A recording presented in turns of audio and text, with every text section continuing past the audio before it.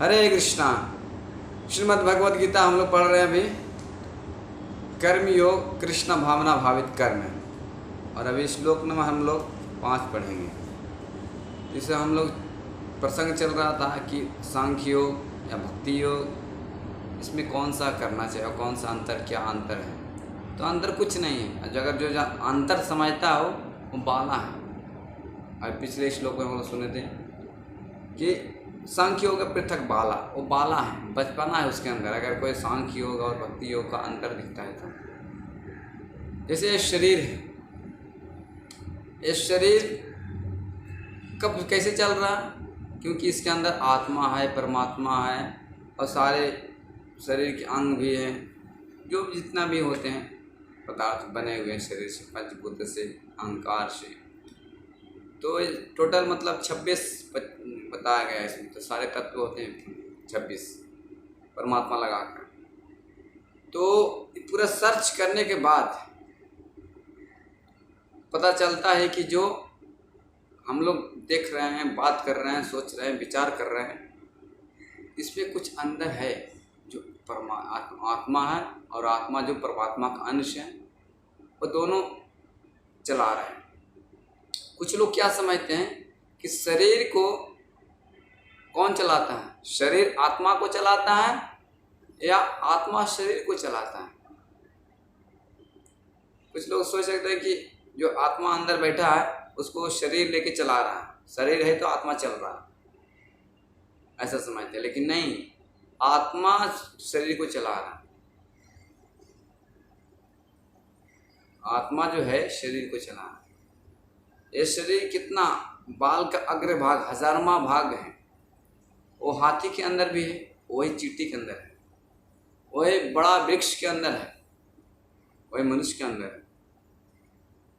तो वो चेतन है, वो पदार्थ नहीं है, वो पदार्थ नहीं है, वो चेतन है, वो भगवान का अंश है, भगवान की शक्ति है। 3 शक्ति होती है ना, पराशक्ति, अपराशक्ति और तटस्थ शक्ति। ऐसे तो भगवान में बहुत शक्तियाँ, लेकिन मुख्य रूप से 3 शक्तियाँ बताया हूँ। तो हम लोग जो है तटस्थ शक्ति में आते हैं। जीव कभी भगवान के अंतरंगा शक्ति में चले जाते हैं तो उसको अंतरंगा शक्ति में आते हैं, तो कभी बहिरंगा शक्ति में। इसलिए बीच बीच में हम लोग तटस्थ शक्ति कहलाते हैं। इसीलिए हम लोग जीव आत्मा है। तो आत्मा है, तो आत्मा जो है पदार्थ नहीं है। सर्च करने के बाद पता चलता है कि हम लोग क्या हैं, आत्मा। तो वो सांख्य योग बताया गया। और जब कोई डायरेक्ट अगर भक्ति साधु संतों से सुनता है, भगवद गीता शास्त्रों से जो भक्ति शास्त्र बताया गया है, भक्ति शास्त्र से हम सुनते हैं, तो हम शरीर है, हम आत्मा, मैं शरीर नहीं हूँ, मैं आत्मा हूँ, और भगवान का अंश, भगवान का दास हूँ। हमारा काम है भगवान की सेवा करना। ये परंपरा से चलते आ रहा है। तो ये क्या हो गया, भक्ति हो गया, डायरेक्ट भगवान की सेवा। जैसे हम लोग दूसरा अध्याय सुने होंगे, देहिनी अस्मिन यथा देहे कौमरम यौवनम जरा तथा देहांतर प्राप्ति धीर सत्र न मुह्यति। तो हम लोग देहांतरण करते हैं, शरीर देहांतरण हो रहा है, आत्मा सेम बचा है, वही सेम। तो अभी इस श्लोक में यही बताया जा रहा है कि यत् सौख्य प्राप्ते स्थानाम तद अगर अपि गम्यते एकम संख्यम च योगम च यह पश्याति सह पश्यति। अनुवाद इस प्रकार है, जो यह जानता है कि विशेषात्मक अध्ययन सांख्य द्वारा प्राप्त स्थान भक्ति द्वारा भी प्राप्त किया जा सकता है, और इस तरह जो सांख्य योग तथा भक्ति योग को एक समान देखता है, वही वस्तुओं को यथारूप में देखता है। हरे कृष्णा। तो ये चीज़ बता रहे हैं कि अगर जो ये भक्ति योग से भी सांख्य योग, जो कुछ लोग सोचते हैं कि नहीं मैं हम सर्च करूँगा, मैं इसे मानूंगा नहीं, ठीक है सर्च करो। जैसे पिछले एक एग्जांपल दिया था कि जड़ को हमको ढूंढना है, तो उसके बाद जड़ को सींचना। और जो भक्ति योग डायरेक्ट जड़ में पानी डालते हैं, सींचते हैं। तो सेम ही हम जड़ को ढूंढते हैं, फिर जड़ को ढूंढते हैं, लेकिन डायरेक्ट जो भक्ति योग है डायरेक्ट सेवा करते हैं। तो इस प्रकार से हमको एक प्रकार से लगता है कि एक विरक्ति, पदार्थों से विरक्ति, और भक्ति योग में आसक्ति। किससे? कृष्ण भावनामृत से आसक्ति। कृष्ण भक्ति से आसक्ति, कृष्ण में आसक्ति, ये भी सेम ही लगता है। जब हम भगवान कृष्ण में आसक्ति लगाएंगे तो पदार्थ अपने आप मिट जाए, अलग हो जाएगा।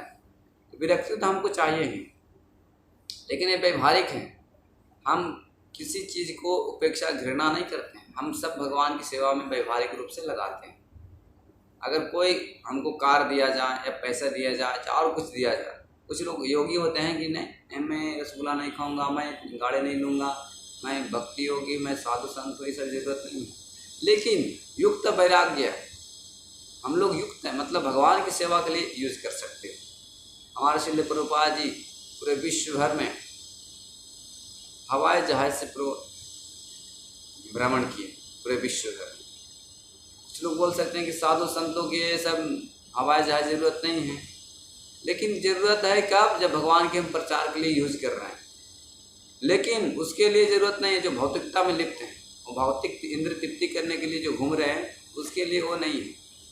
लेकिन जो भगवान की सेवा में युक्त वैराग्य में लगाता है, वो भक्ति योग में डायरेक्ट चला रहा है। तो एक प्रकार से है जो विरक्ति और एक आसक्ति, तो इसमें ये हालांकि एक ही चीज़ है, दोनों में विरक्ति ही होते हैं पदार्थ से, ठीक है। तो ये दोनों बताया जाए, जो इस चीज़ को देखता है वही यथारूप में देखता है, यह पश्यति स पश्यति। तो भगवद गीता का ये बहुत रहस्य है। एक भी शब्द हम समझ जाएंगे जीवन में, तो एक लाइन भी समझ जाएंगे, एक श्लोक भी समझ जाएंगे, एक पैराग्राफ भी समझ जाएंगे, हमारा जीवन उद्धार हो जाएगा। प्रयास कर रहा हूँ, आप लोग समझिए, और जो भी कुछ कहना चाहते हैं जरूर लिखिए, बताइए, और लोगों को भी बताइए, थोड़ा जो भी समझ में आता है तो उसको भी बताइए, ताकि गीता का प्रचार बहुत ज़रूरी है। ठीक है जी, आप लोग आशा है कि जरूर करेंगे इसको। हरे कृष्णा कृष्ण कृष्ण हरे हरे, हरे राम राम राम हरे हरे।